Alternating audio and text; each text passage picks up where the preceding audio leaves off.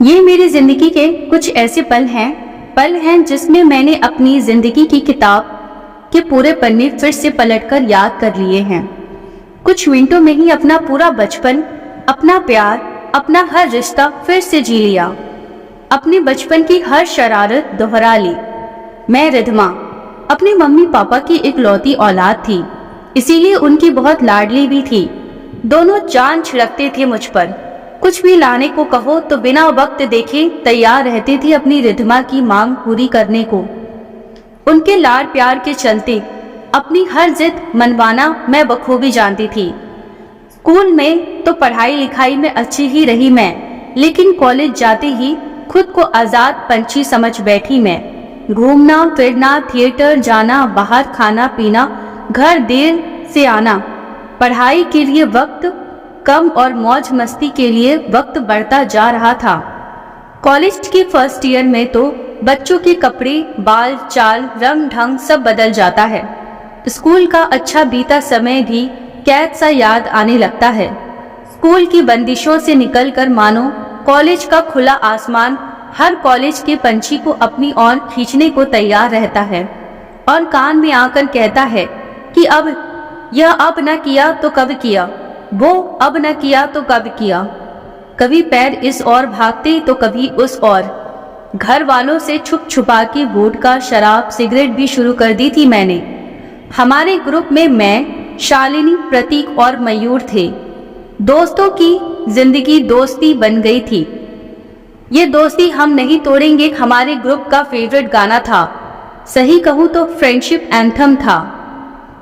First year की परीक्षा के बाद सोचा कि चारों दोस्त शिमला घूम आए। शिमला के उस एक हफ्ते में मैं मयूर के बहुत करीबी दोस्त बन गई थी। पसंद तो उसे पहले से ही करती थी, पर शिमला में साथ वक्त बिताने के बाद नजरें मयूर को हरदम ढूंढने लगी। मोबाइल पर घंटों बात करना और उसके बारे में और उसकी बातों के बारे में सोचना रोज का काम हो गया था। शायद प्यार हो गया था मुझे। हाँ, प्यार हो गया था। 14 फरवरी को हिम्मत करके अपने मन की बात मैंने मयूर से कही।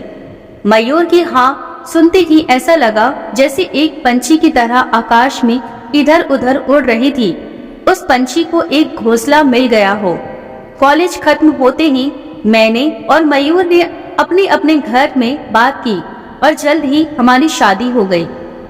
मयूर के माता पिता भोपाल ही रहते थे, सो वो हमारी शादी के बाद वापस चले गए। मयूर की नौकरी दिल्ली में लग गई थी। शालिनी को मयूर के ऑफिस में और प्रतीक को मुंबई में नौकरी मिल गई थी। जल्द ही मुझे भी नौकरी मिल गई।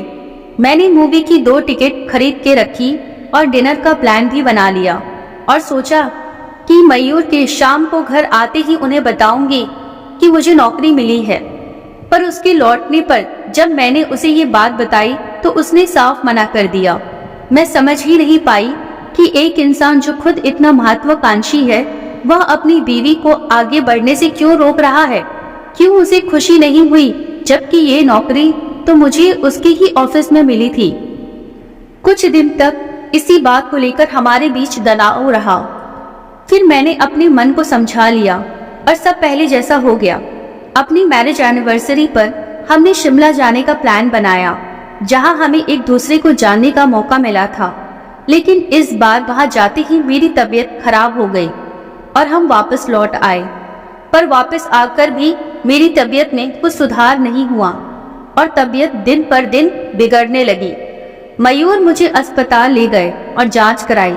जब रिपोर्ट्स आई तो विश्वास नहीं हुआ कि मुझे एड्स हुआ है। न मेरे पास कुछ कहने को था, न मयूर के पास कुछ सुनने को। मयूर को कैसे विश्वास दिलाती कि सिर्फ वही है मेरी जिंदगी में। इतना पढ़ने लिखने के बाद भी कैसे लोग भूल जाते हैं कि एक ही कारण नहीं होता एड्स होने का। हर रोज खुद को जिंदगी से और मयूर को खुद से दूर जाते हुए महसूस कर मेरी एक एक सांस सुखड़ती रही। शरीर के साथ जब दिल और दिमाग भी बीमार होने लगा तो बीमारी तिगुनी रफ्तार से मुझ पर काबू पाने लगी। मयूर के साथ एक घर में तो रहती थी, पर बातें खत्म हो गई थी। जल्द ही कमरे भी बदल गए। एक दिन जब मयूर घर पहुंचे तो वह अकेले नहीं थे। मेरी बेस्ट फ्रेंड शालिनी भी उनके साथ थी। उसे देख मुझे बहुत खुशी हुई, पर जैसी ही नजर थोड़ी नीचे गई तो देखा कि मयूर और शालिनी के हाथ जुड़े हुए थे। आज समझ आया कि क्यों नाराज थे मयूर मेरे उनके ऑफिस में नौकरी लगने की बात को लेकर। शायद मेरी जगह शालिनी ले चुकी थी। उन दोनों की आंखों में ना तो मेरे लिए दर्द था, ना मुझसे शर्म। मैं कहाँ बची थी, सिर्फ एक जिंदा लाश थी जो रोज सोती थी तो सोचकर कि भगवान काश कल सुबह ना उठूं। पिछले हफ्ते शालिनी को चक्कर आने लगे, बुखार रहने लगा। चेक कराने पर रिपोर्ट के बारे में उसने मुझसे जिक्र नहीं की, पर मैं सब समझ गई थी। बस फूट फूट कर रोने लगी और मुझे गले लगा लिया। मेरी आंखों में आंसू तो थे पर छलकी नहीं। क्या कहती मैं उससे कि जानती हूँ कि उसको क्या हुआ है।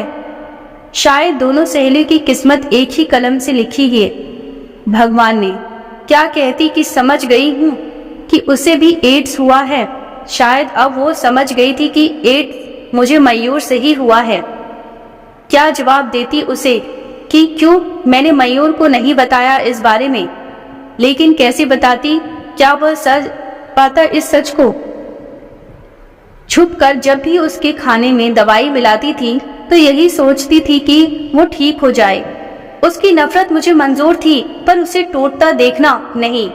और अगर शालिनी को पहले बताती तो क्या शालिनी को इस सब से बचा पाती। क्या वो मेरी बात को सच मानती। शायद नहीं। मेरी हर बात तो झूठ थी सबके लिए। मैं तो खुद अछूत बन चुकी थी, तो कौन विश्वास करता मेरी बात पर अब और नहीं। एक और जिंदा लाश नहीं देख पाऊंगी। जो नफरत मयूर की आंखों में अपने लिए देखी वो शालिनी के लिए नहीं देख पाऊंगी। एक और रिधमा बनते नहीं देख पाऊंगी। यह किस्सा अपनी आंखों के आगे दोहराने की हिम्मत नहीं है। ना जाने भगवान और कितना दुख देगा इस जिंदा लाश को। और इंतजार नहीं कर सकती भगवान के फैसले का। ये फैसला मेरा है और मुझे अभी ही करना है। दोस्तों, ये वीडियो आपको कैसी लगी है कृपया कमेंट के माध्यम से अवश्य बताएं और ऐसी ही कहानी के लिए चैनल को सब्सक्राइब करना ना भूलें। धन्यवाद।